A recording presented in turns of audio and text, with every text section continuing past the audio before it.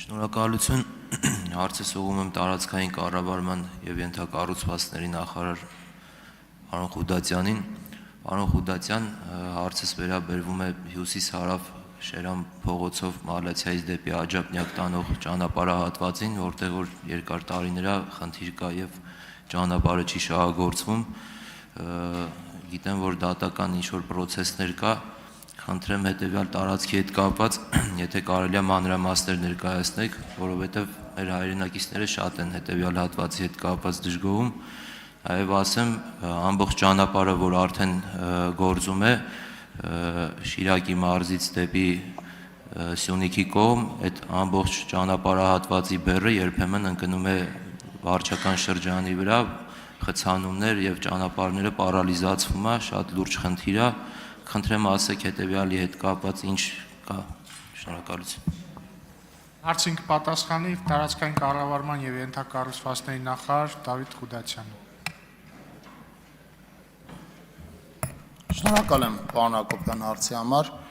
Հարցի խնդիրը, այսինքն էությունը պայմանավորված է դատական գործով, մենք մոտ ենք դատական գործի հանգուցալուծմանը եւ պլանավորում ենք առաջիկա ամիսների ընթացքում այնտեղ մրցութային գործընթաց իրականացնել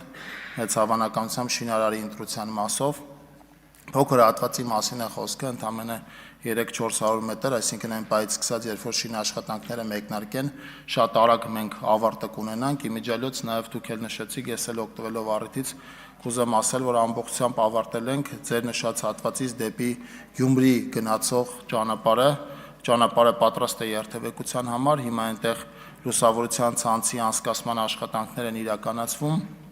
որից հետո ճանապարհը պլանավորում ենք մարտ ամսվա ընթացքում ամբողջությամբ հանձնել շահագործման, փոքր հատվածի մասով էլ վստահ եմ այս տարի մենք հանգուցալուծում կունենանք եւ ճանապարհը դեպի մայրաքաղաք Երևան ամբողջությամբ մոտ կլինենք կամ պատրաստ կլինի կամ ամբողջությամբ մոտ կլինենք պատրաստ լինելուն կախված դատական process-ի հանգուցալուծման տեմպերից։ Շնորհակալ եմ։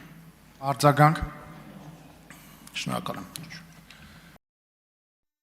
Հավանիչ տեսանյութը եւ բաժանորդագրվիչ նորությունները բաց չթողնելու համար